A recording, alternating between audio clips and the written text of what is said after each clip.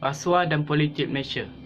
Percaya atau tidak, gejala rasuah semakin menebal dalam masyarakat dan ia seolah-olah telah menjadi amalan biasa. Tidak tahu dari mana gejala ini bermula. Tanpa diduga, ia menjadi lebih teruk. Rasuah dalam sektor awam dan swasta semakin berluasa di Malaysia. Definisi rasuah. Menurut Kamus Pelajar edisi kedua, rasuah didefinisikan perbuatan yang salah di sisi undang-undang seperti menerima atau memberi suap, manakala menurut Kamus Dewan edisi keempat definisikan pemberian untuk menumbuk rusuk, menyogok, menyuap. Rasuah juga boleh dikaitkan sebagai penyalahgunaan kuasa yang diamanahkan untuk kepentingan peribadi. Rasuah boleh berlaku dalam pelbagai bentuk dan boleh termasuk tingkah laku seperti penjawat awam menuntut atau mengambil wang atau bantuan sebagai pertukaran untuk perkhidmatan, ahli politik menyalahgunakan wang awam atau memberi pekerjaan awam atau kontrak kepada penaja, rakan dan keluarga mereka, dan syarikat merasuah pegawai untuk mendapatkan tawaran yang lumayan. Bentuk rasuah: wang, bonus, undi, perkhidmatan jawatan, upah, diskaun. Elemen utama rasuah ialah memberi atau menerima suapan sebagai dorongan atau ganjaran atau kerana tertuduh melakukan satu atau menahan diri untuk melakukan sesuatu. Terdapat unsur rasuah dalam urus niaga itu, dan pemberi atau penerima suapan mempunyai pengetahuan yang bersalah. Definisi politik. Menurut Kamus Pelajar edisi kedua, politik definisikan segala yang berhubung dengan pemerintahan sesebuah negara serta perhubungannya dengan negara lain. Politik Malaysia adalah berdasarkan sistem raja berperlembagaan di mana raja adalah ketua negara dan Perdana Menteri adalah ketua kerajaan. Kuasa eksekutif dilaksanakan oleh kerajaan, persekutuan dan 13 kerajaan negeri. Kuasa perundangan persekutuan terletak di Parlimen, Persekutuan dan 13 DUN. Badan kehakiman adalah bebas daripada eksekutif dan mana gejala ini bermula. Tanpa diduga, ia menjadi lebih teruk. Rasuah dalam sektor awam dan swasta semakin berluasa di Malaysia. Definisi rasuah. Menurut Kamus Pelajar edisi kedua, rasuah didefinisikan perbuatan yang salah di sisi undang-undang seperti menerima atau memberi suap, manakala menurut Kamus Dewan edisi keempat definisikan pemberian untuk menumbuk rusuk, menyogok, menyuap. Rasuah juga boleh dikaitkan sebagai penyalahgunaan kuasa yang diamanahkan untuk kepentingan peribadi. Rasuah boleh berlaku dalam pelbagai bentuk dan boleh termasuk tingkah laku seperti penjawat awam menuntut atau mengambil wang atau bantuan sebagai pertukaran untuk perkhidmatan, ahli politik menyalahgunakan wang awam atau memberi pekerjaan awam atau kontrak kepada penaja, rakan dan keluarga mereka, dan syarikat merasuah pegawai untuk mendapatkan tawaran yang lumayan. Bentuk rasuah: wang, bonus, undi, perkhidmatan jawatan, upah, diskaun. Elemen utama rasuah ialah memberi atau menerima suapan sebagai dorongan atau ganjaran atau kerana tertuduh melakukan satu atau menahan diri untuk melakukan sesuatu. Terdapat unsur rasuah dalam urus niaga itu, dan pemberi atau penerima suapan mempunyai pengetahuan yang bersalah. Definisi politik. Menurut Kamus Pelajar edisi kedua, politik definisikan segala yang berhubung dengan pemerintahan sesebuah negara serta perhubungannya dengan negara lain. Politik Malaysia adalah berdasarkan sistem raja berperlembagaan di mana raja adalah ketua negara dan Perdana Menteri adalah ketua kerajaan. Kuasa eksekutif dilaksanakan oleh kerajaan, persekutuan dan 13 kerajaan negeri. Kuasa perundangan persekutuan terletak di Parlimen Persekutuan dan 13 DUN. Badan kehakiman adalah bebas daripada eksekutif dan badan perundangan, walaupun eksekutif mengekalkan tahap pengaruh tertentu dalam pelantikan hakim ke mahkamah. Raja Malaysia yang di-Pertuan Agong. Persekutuan Malaysia ialah sebuah negara raja berperlembagaan persekutuan. Secara rasmi, ketua negara ialah Gubernur Tertinggi atau yang di-Pertuan Agong. Raja-Raja Malaysia dipilih untuk tempoh 5 tahun daripada 9 Sultan negeri-negeri Semenanjung Malaysia, Kerajaan dan Perdana Menteri. Kerajaan mempunyai kuasa eksekutif. Ia dikendalikan oleh Perdana Menteri. Kongres wujud 2 dewan, Senat, Dewan Negara dan Dewan Rakyat. Perlembagaan Malaysia menyatakan bahawa Perdana Menteri perlu dipilih daripada Dewan Rakyat. Yang di-Pertuan Agong akhirnya memilih Perdana Menteri baru. Isu-isu rasuah di Malaysia tahun 2022 telah memperlihatkan pergerakan Suruhanjaya Pencegahan Rasuah Malaysia SPRM tanpa penat dan lelah untuk membasmi kes berkaitan rasuah yang terjadi di Malaysia. Untuk pengetahuan rakyat Malaysia, SPRM menjalankan dan membuat siasatan berkaitan kes rasuah dengan menggunakan dan berlandaskan undang-undang yang telah termaktub dalam perlembagaan dan juga memerlukan pembuktian yang sangat kukuh sehinggalah mencapai tahap siasatan terhadap saksi, dokumen yang lengkap dan juga leleng bukti yang mampu hingga menyokong kes dalam siasatan yang sedang dijalankan oleh SPRM. Prosedur siasatan perlu dilakukan dengan mencari kebenaran. SPRM tidak boleh mengambil mudah dalam melakukan proses siasatan kerana melibatkan banyak pihak, kerana untuk mendakwa seseorang itu bukanlah tugas yang mudah dengan hanya melandaskan sentimen rasuah. Rasuah boleh disifatkan dengan penerimaan dan pemberian suapan sebagai upah atau dorongan kepada seseorang individu atau kumpulan kerana melakukan atau tidak melakukan sesuatu perbuatan yang berkaitan dengan tugas rasmi. Suapan atau rasuah terbahagi beberapa keadaan, antaranya terdiri daripada wang, hadiah, bonus, undi, perkhidmatan, jawatan, upah dan juga diskaun. Isu rasuah di Malaysia semakin hari semakin membimbangkan. Ini adalah kerana rasuah di Malaysia berlaku tanpa mengira lapisan usia dan masyarakat. Isu rasuah semakin menebar di dalam kalangan masyarakat kita di Malaysia, dan isu rasuah ini seperti menjadi amalan seharian di setiap peringkat masyarakat. Dari mana gejala ini mula bertapak? Tanpa diduga ia semakin membarah di setiap penjuru di Malaysia. Menurut laporan rasuah dan rantaian bekalan kesan terhadap pengguna oleh Institut Hal Ehwal Demokrasi dan Ekonomi Ideal serta Gabungan untuk Integriti Perniagaan CBI pada tahun 2021 menyifatkan bahawa rasuah boleh berlaku ketika di peringkat sebelum dan semasa pembangunan dijalankan dalam sektor pembinaan dan juga sektor-sektor lain. Kajian turut mengenal pasti sejumlah pemberian rasuah bagi melancarkan hak penukaran tanah dan penghantaran pelan pembinaan selain bagi memperoleh pekerja asing dan CD penyiapan projek. Selain daripada itu, laporan tersebut juga menyentuh soal rasuah yang berlaku dalam sektor penjagaan kesihatan, bidaan untuk mengendali kantin sekolah dan meluluskan lesen kebenaran pembukaan tadika. Hakikatnya, gejala rasuah ini memang berlaku di pelbagai peringkat dan tidak sangat terkawal ketika ini di Malaysia.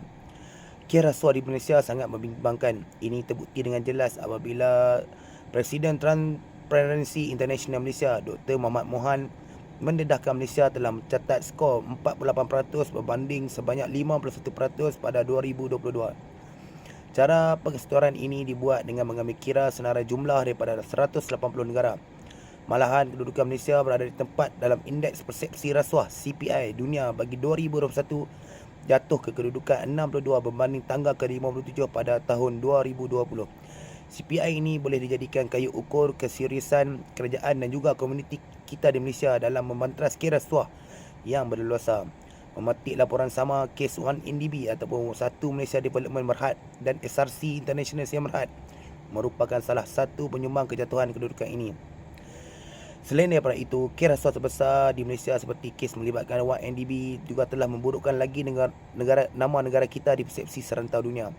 Dan juga kes rampasan wang ratusan juta ringgit Malaysia di Kota Kinabalu, Sabah masih belum terungkap, dan kini muncul pula kes rasuah melibatkan 8 individu warga negara yang telah direman berkaitan projek milik syarikat Government Link Company GLC yang jumlahnya melebihi Rm 2.3 bilion. Jumlah dan angka rasuah ini sangat membimbangkan rakyat Malaysia. Begitu mudah orang terjerumus ke dalam aktiviti yang boleh merosakkan negara yang aman dan makmur ini.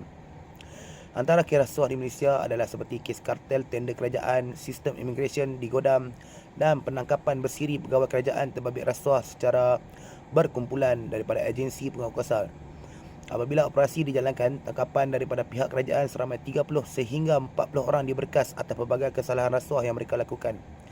Baru-baru ini juga, negara kita dikejutkan dengan tangkapan 9 orang ditahan di Selangor dan juga Sarawak berkaitan kes rasuah suapan sebanyak RM500,000 Malaysia. Antara 9 yang ditahan, 7 daripadanya adalah kaki tangan kerajaan. Kaki tangan kerajaan itu dipercayai meminta dan menerima wang rasuah lebih RM80 Malaysia daripada individu yang mengaji pekerja asing secara tidak sah sebagai balasan memudahkan permohonan pas pekerja asing dan rondongan supaya tidak mengambil tindakan mengikut Akta Immigration 1959-1963. Hari demi hari, rasuah dan politik adalah diibaratkan seperti isi dan kuku. Sudah menjadi kelaziman dan keadaan masa kini, apabila kita menyebut politik, pasti terus akan terbayang dengan isu rasuah. Sedangkan sejak 2 menjak ini, rasuah terlalu membesar dengan politik kita dan ini mendatangkan anasi-anasinya hina ke dalam politik negara. Kebanyakan ahli politik yang mencuburi bidang politik bukan dengan niat untuk berbakti kepada rakyat, tetapi lebih mencuburi bidang politik merupakan platform atau saluran untuk mendapatkan sumber kewangan dengan mudah, menaik taraf kehidupan mereka dan juga mahu lebih kaya dan dikenali. Perilaku dan penerima rasuah di Malaysia ini akan tumbuh melebar, subuh membesar dan akhirnya akan diterima sebagai sesuatu yang normal sebelum meresap menjadi salah satu sub budaya yang akhirnya memusnahkan sesebuah negara dan bangsa apabila tiada kesungguhan membantras tindakan rasuah ini. Semua pihak tidak boleh memandang ringan, perlu bersifat lebih leka, memilih melakukan penafian dan memikirkan segala justifikasi bagi menidakkan kewujudan rasuah di hadapan mata. Semua pihak wajib perlulah bersifat berani dengan mengakui berhubung dengan realiti sedang berlakunya amalan rasuah pada skala yang besar dan membahayakan berdasarkan teguran dan penemuan berkenaan. Semakin hari semakin tinggi bilangan aduan serta rungutan yang dilaporkan kepada Suruhanjaya Pencegahan Rasuah Malaysia SPRM serta pelbagai agensi dan jabatan. Subjek yang terkandung dalam surat layang, berita yang dipaparkan dalam media dan isu yang diwar-warkan dalam media sosial hendaklah dijadikan cermin dan dianggap petunjuk kepada situasi rasuah yang berlaku. Melawan rasuah adalah peperangan bagi rakyat Malaysia. Kita mesti sedar bahawa rasuah ibarat barah dan kanser yang boleh membunuh parti-parti politik di Malaysia. Rasuah juga boleh mendatangkan dan menjadi penyebab krisis politik di negara ini. Seharusnya isu rasuah ini tidak sepatutnya berlaku di negara kita, kerana negara kita ini merupakan negara Islam dan mempunyai 80% rakyat yang beragama Islam. Malahan kebanyakan kes rasuah datang daripada mereka yang beragama Islam. Mereka sedar yang rasuah itu haram tetapi tetap melakukan kerana mungkin kekangan hidup atau mungkin mahu lebih dapat kaya. Kesan rasuah. Kesan rasuah ini mampu melumpuhkan fungsi satu organisasi dengan membolehkan menjadikan kegagalan sesuatu organisasi dengan adanya unsur penipuan dalam unsur organisasi. Contohnya, seseorang pegawai kastam yang sedang bertugas di sepadan negara telah menerima wang sogokan bagi melepaskan penyeludupan rokok. Keadaan ini kerana meningkatkan imbuhan dengan lebih banyak gajinya serta rendah dari posisinya juga adalah menjadi punca utama dan dorongan utama kepada berlakunya penyeludupan. Sesebuah organisasi yang sepatutnya menghalang tugas berkaitan kerana penyeludupan rokok ini boleh merugikan negara kerana penyelundup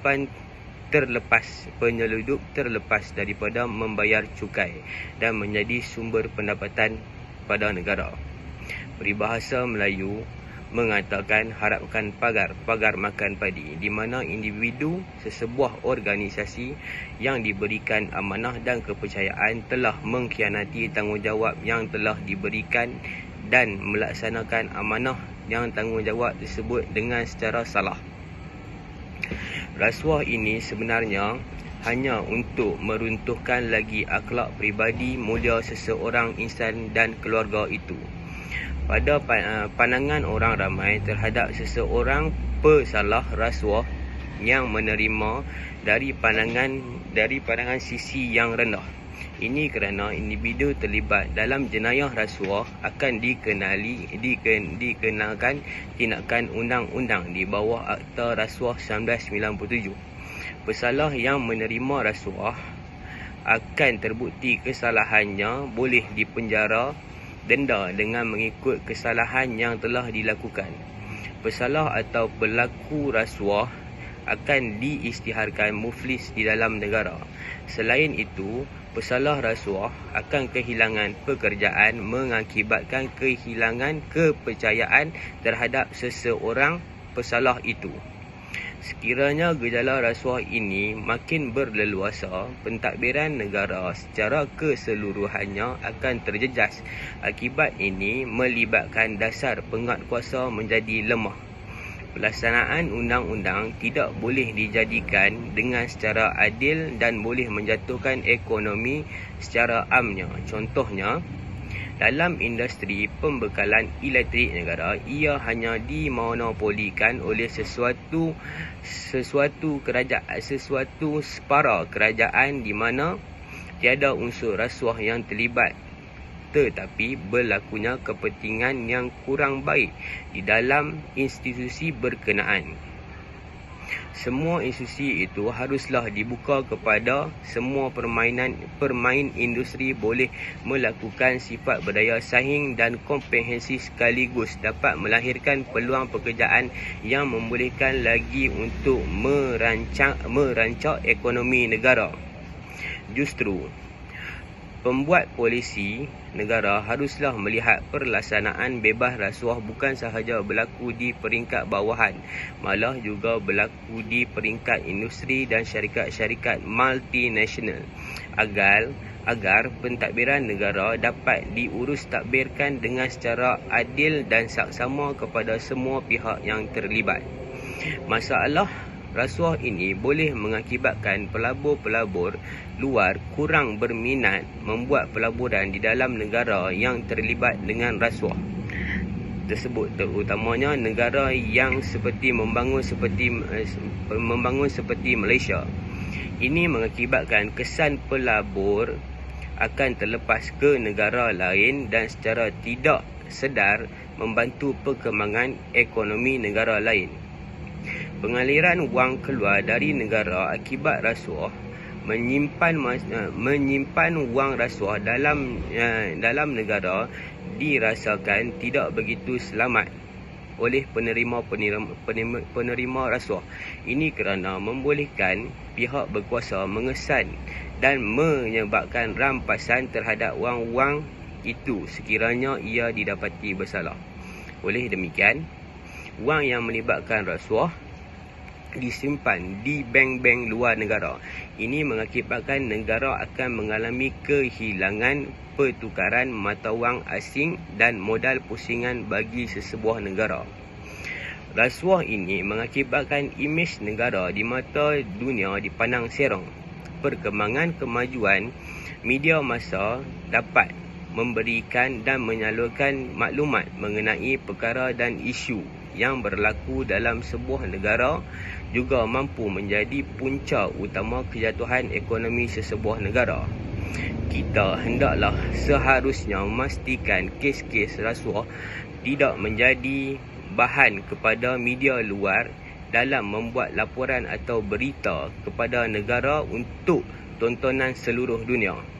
Sekiranya negara terpalit dengan isu rasuah, maka negara mengalami kerugian daya tarikan minat terhadap negara daripada pelabur-pelabur kerana mereka mempercayai akan sistem pentadbiran kita. Sekiranya pelabur hilang, maka ekonomi negara amatlah boleh merosot dan mengalami kelembapan. Itu, kerajaan bersama Suruhanjaya Sumpah SPRM hendaklah memastikan setiap anggota yang bekerja di jabatan kerajaan menjalankan tugas amanah, jujur dan menghindarkan diri dari terlibat dengan rasuah. Amalan rasuah boleh mengaburi mata hati seseorang dan akan membawa kepada kualiti infrastruktur atau program itu terjejas. Contohnya, di dalam projek pembinaan jalan raya yang mana terlibatnya gejala-gejala rasuah yang melibatkan kontraktor jalan raya. Mereka hanya mengejar keuntungan semata-mata, menerima projek daripada kerajaan pada nilai yang tinggi, tetapi hakikatnya mereka menjalankan projek kos jalan raya yang paling minima bagi mengaut untung berlipat kali ganda. Perbuatan ini boleh menyebabkan jalan raya rosak dalam masa yang singkat atau kurang lebih setahun daripada tarikh pembinaannya. Amalan rasuah ini sebenarnya menurunkan lagi akhlak kepribadian seseorang insan yang telah disogok dengan sejumlah wang, barang hadiah ataupun nilai mata wang. Wang yang diterima mereka kerana ketika itu akan menjadi darah daging dan generasi pelaku menerima rasuah itu sendiri sehingga ke hari tua. Pelaku rasuah menjadikan seorang itu tidak berpuas hati dengan pelaku rasuah yang lain dan sanggup melakukan apa saja demi kemenangan atas terhadap rasuah tersebut. Cadangan mengatasi rasuah di Malaysia. Rasuah adalah suatu gejala yang sangat mudah tersebar kerana pengaruhnya yang kuat. Rasuah politik merupakan rasuah yang paling kerap dilakukan oleh ahli politik dan pemimpin politik. Kesan dari perlakuan buruk ini meninggalkan kesan besar pada masyarakat, negara dan generasi yang akan datang. Di bawah adalah antara langkah-langkah pencegahan rasuah politik yang dapat dilakukan agar rasuah politik ini tidak lagi berluasa hingga ke generasi akan datang. Pertama, pendidikan. Pendidikan adalah elemen yang paling utama untuk membenteras gejala rasuah. Didikan dan penerangan tentang bahayanya rasuah pada seawal bangku sekolah hinggalah pada orang berkejaya adalah penting bagi membenteras gejala yang tidak memoral ini. Pepatah Melayu ada mengatakan, melontur buluh biarlah dari rebungnya. Terbitnya rasuah adalah kerana kurangnya ilmu di dada dan kurang iman di diri. Kurangnya pendidikan menyebabkan seorang itu mengambil jalan pintas untuk mengambil rasuah untuk menaikkan taraf kehidupan dan diri dan keluarga dalam jangka masa yang pendek. Kedua, undang-undang dan hukuman. Suruhanjaya Pencegah Rasuah Malaysia (SPRM) adalah satu badan yang ditubuhkan oleh Kerajaan Malaysia untuk memantau dan menangani isu rasuah. Badan ini mempunyai kuasa untuk menyiasat sesiapa sahaja yang disyaki memberi dan menerima rasuah. Individu juga boleh membantu SPRM dengan melaporkan aktiviti rasuah atau apa bentuk penyelewengan yang berlaku pada badan SPRM. Masyarakat juga penting untuk menjalankan tanggungjawab masing-masing agar isu rasuah ini dapat ditangani bersama. Badan Kehakiman Negara adalah salah satu badan penting juga bagi mengadili setiap kes. Hakim dan institusi kehakiman perlu tulus dalam mengadili setiap kes yang berlaku walaupun kes itu adalah kes berprofil tinggi. Ketiga, sektor awam jujur dan amanah. Sektor awam atau lebih dikenali sebagai sektor kerajaan perlu jujur dan amanah dalam menjalankan tugasan negara. Ini kerana banyak projek mega adalah dari peruntukan dan kelulusan kerajaan. Peruntukan dan projek-projek diberi secara adil bukan dengan secara rasuah. Integriti pegawai kerajaan yang meneruskan projek dan tender amatlah penting bagi memastikan isu rasuah atau pilih bulu atau kroni tidak berlaku. Pegawai atasan atau pegawai berpangkat tinggi perlulah dari golongan yang amanah dan jujur dalam melaksanakan kerja dan tanggungjawab. Ketua yang berintegriti dapat mempengaruhi orang bawahan dalam menjalankan kerja atau tugasan dengan baik tanpa rasuah. Keempat, gaji dan ekonomi yang baik. Ekonomi Malaysia agak mundur kerana politik yang tidak stabil dan politik kotor oleh pemimpin politik Malaysia. Akibat dari politik yang tidak stabil, ekonomi negara juga turut terjejas kerana dana negara telah salah digunakan dan dilenyapkan oleh pemimpin-pemimpin yang rakus dan tidak berhati perut. Kerajaan telah mengambil langkah baik dan proaktif dalam mengenangi isu rasuah ini dengan mendakwa dan menghukum pesalah rasuah walaupun pesalah adalah dari golongan pemimpin atau ahli politik yang berpengaruh. Langkah ini adalah langkah yang baik untuk menstabilkan kembali ekonomi negara.